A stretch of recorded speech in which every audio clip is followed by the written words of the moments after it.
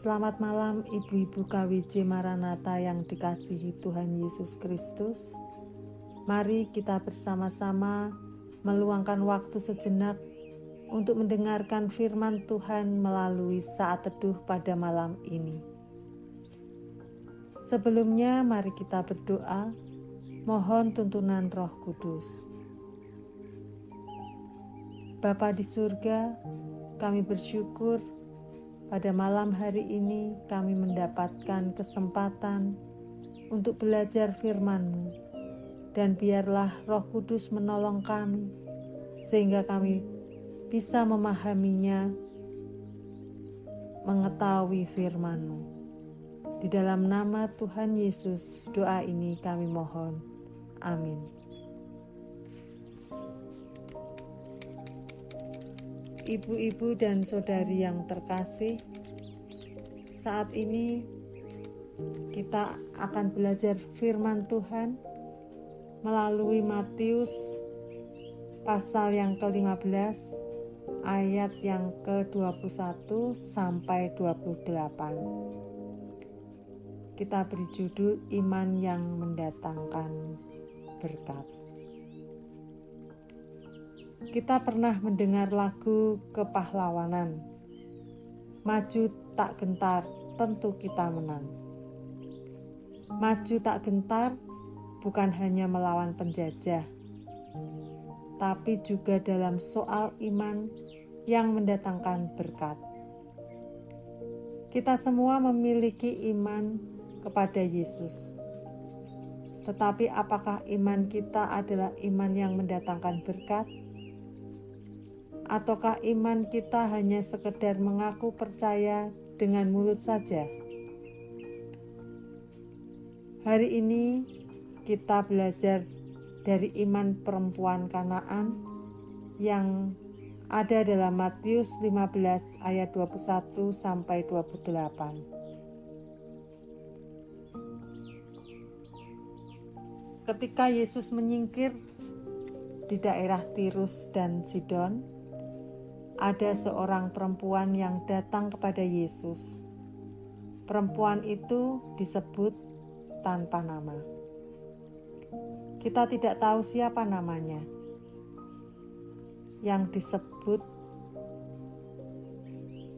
adalah status kebangsaannya. Ia seorang perempuan Kanaan. Bagi Israel, Kanaan adalah orang kafir.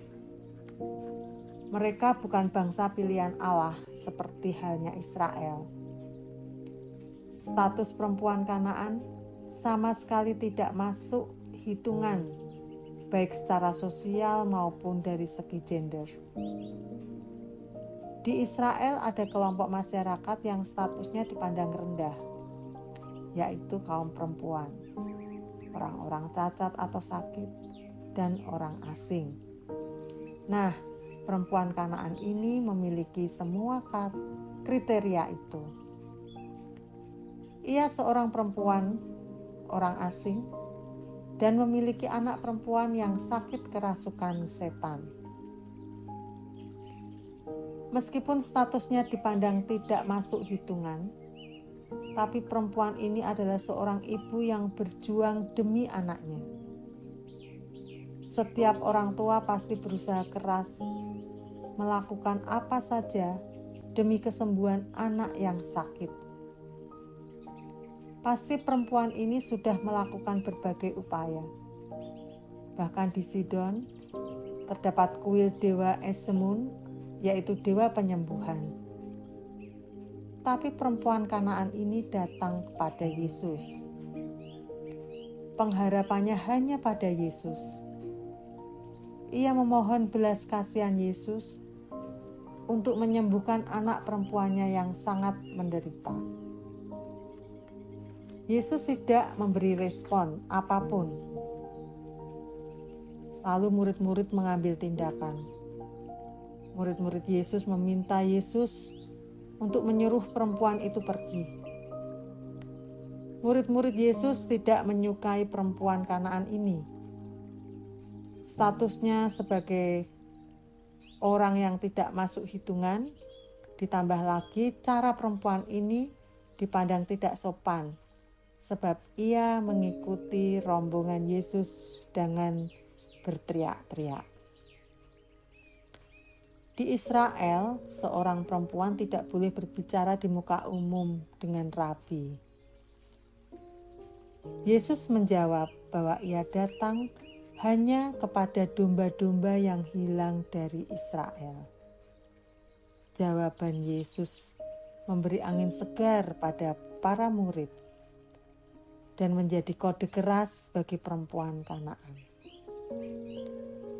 Tapi perempuan ini pantang menyerah. Dia malah mendekat dan menyembah Yesus.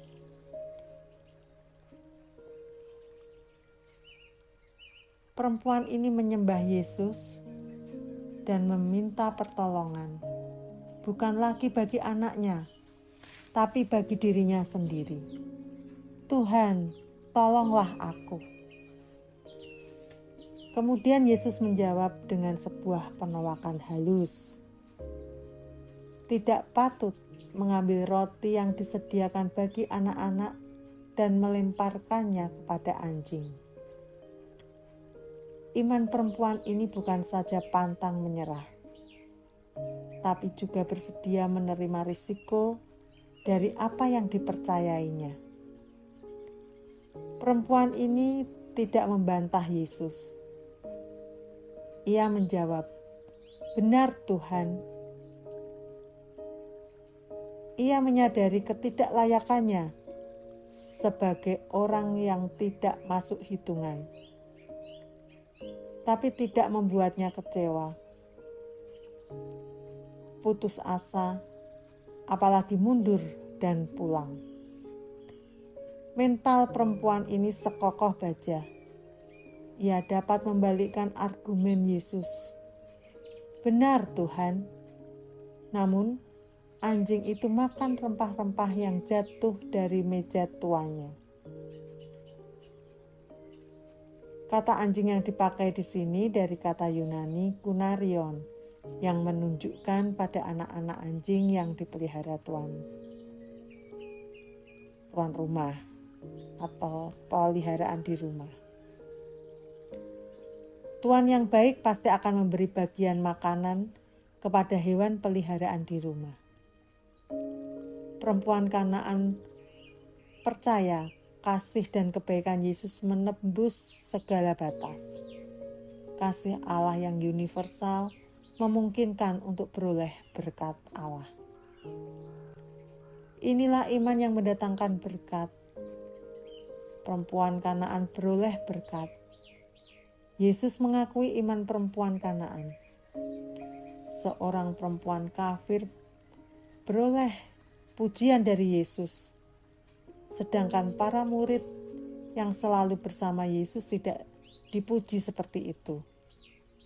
Bahkan orang Farisi dan ahli Taurat malah dikecam oleh Yesus. Perempuan Kanaan beroleh berkat. Anaknya disembuhkan seketika itu juga. Perempuan Kanaan juga beroleh berkat keselamatan dari Tuhan bagi orang-orang yang tidak diperhitungkan. Iman perempuan Kanaan menjadi teguran bagi para murid dan orang-orang Israel yang menganggap bahwa mereka yang layak. Iman perempuan Kanaan menjadi contoh bagi gereja bahwa iman bukan sekedar mengaku dari mulut, bahwa kita percaya kepada Yesus.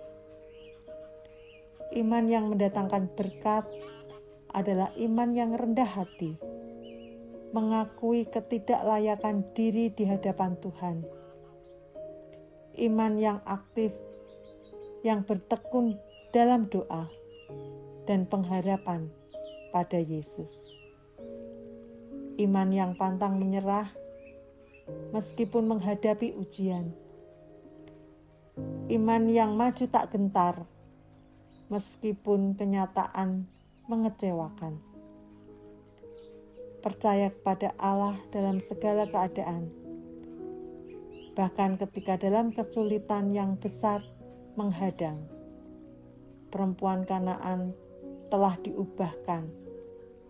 Tidak hanya kesembuhan yang diterima, tetapi juga jiwanya diselamatkan.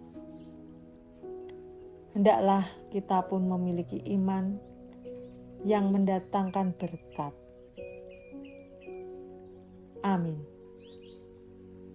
Tuhan memberkati. Mari kita berdoa.